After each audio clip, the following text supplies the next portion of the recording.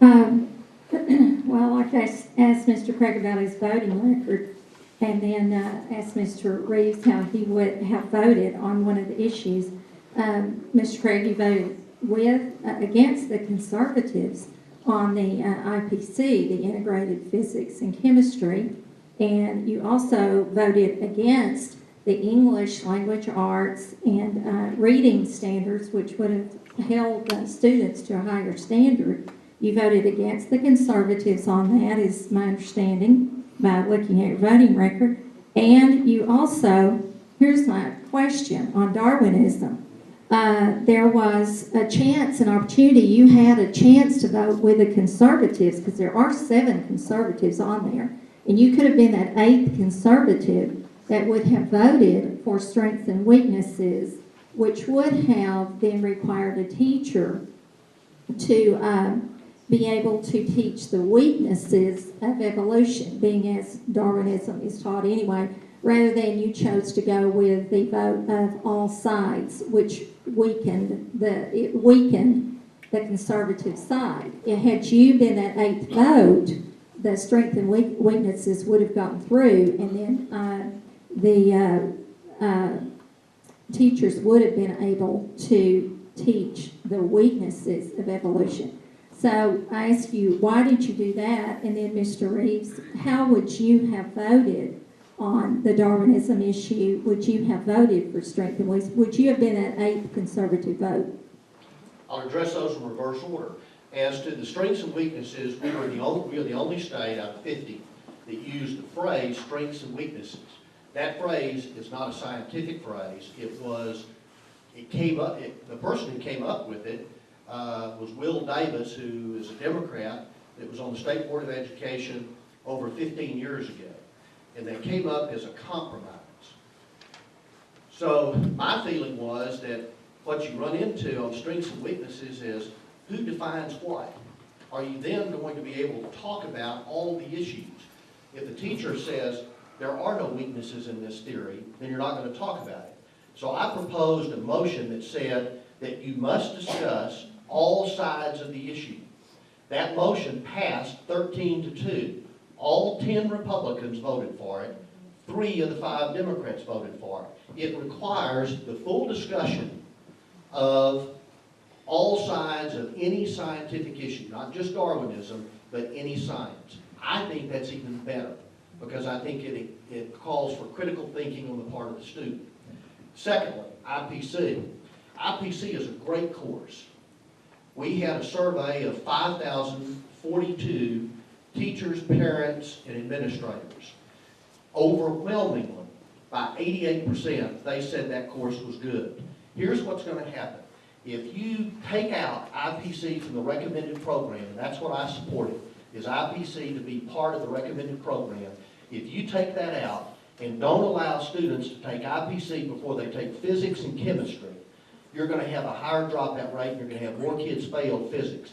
IPC is a combination of physics and chemistry. I can guarantee you that it's a good course. I can use an example of both of my daughters who went to Coronado. Took IPC, they didn't even take physics. My daughter, who's teaching biology now, makes a 4-point in biology at Texas Tech. IPC was a great course. It made it for her. And I found nothing but total support throughout the districts, the teachers, the parents for IPC. Last one, ELAR. I supported what was adopted and proposed by the work group members, which were primarily teachers in English language and arts. My wife teaches at Texas Tech University, and she has a master's in reading. Paige Ferguson, who I indicated that I appointed as the expert in that area, both of them said, and I've had other people come up and say, what was proposed on the ELAR standards and TEKS was better than what we adopted. I don't think we ended up with the best product. I think we had a better product before some of our board members started messing it up. I don't know how else to say it. And they're not reading people. They're not English people. And we had an opportunity to have, in my opinion, a better product. That's the reason I did not vote for that final product. I thought we had something better to start with. Well, my point being, in all those issues, you voted against it as conservatives. You voted with the liberals, and that's my point. Whereas, you know, it's what an opinion of a conservative is. Well, on the science, we ended up with all 10 Republicans voting for the motion I made. So, That's because you wouldn't pull over and vote on it. okay, and I told you why, because I did not think it was the best. I think we ended up with a better concept, a better phraseology than we had before. And I So did. your idea of conservatism is better than those 7, is basically what you're saying. You couldn't agree with those 7 very, very. I strong agree with conservatives. some of the 7 some of the time. I don't agree with them all of the time. There are some of the 7 that don't agree with one another all of the time. We're not going to agree with one another on every issue all of the time. We took some votes this last week where the 7 was 4. So there are different votes that come up. I think we ended up with a better product. What my philosophy is this: I believe that education is extremely important. I'm very passionate about it. But I think you've got to present a fair and balanced curriculum. I think you have to present a good curriculum, fair and balanced, and I think that's what I've attempted to do. I'll give you a short little oil-filled answer, okay? I would have voted with every one of them on every one of those issues. You will never see me consulting with the ACLU, Darwinists, pro-lifers, or any other, what I call, liberal left people. I can tell you that the battles we will fight will be among ourselves, but we will be united when we go out. And I've served on boards like this.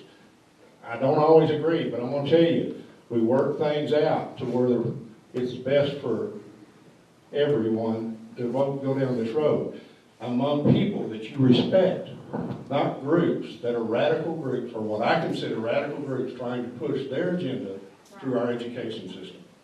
And I won't stand for that. And I don't believe that you have to, I differ than my opponent is. I don't believe in balance. I believe in balance is compromise. And there's certain issues you don't balance, and you don't compromise on. So balance to me is just another way for compromise, and compromise is just another way of them winning.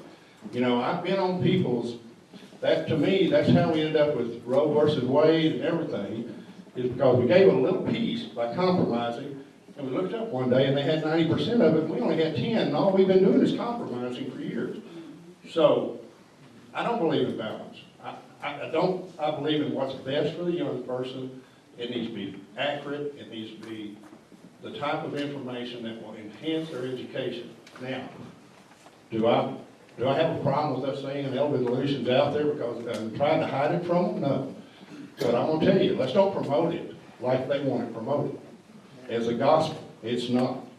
And so we have to make sure that we don't balance to the point that we look up one day and we're out and they're in. I'm telling you, I'm sorry, I'm from West Texas. It's us and them. And I got a line. I got a line out there. And it's sort of like in that old Western, don't cross that line. Because you're either on one side or the other. You try to ride it, then you're one of them. You don't ride the line. You get on one side or the other. Let me tell you something. There's people out there that don't like, but I respect them because they have their opinion and they don't waver from it. All I ask for them is to respect me. I'm not going to waver from mine either. So I appreciate the question. Give it up for Golf Craig and Randy Reed.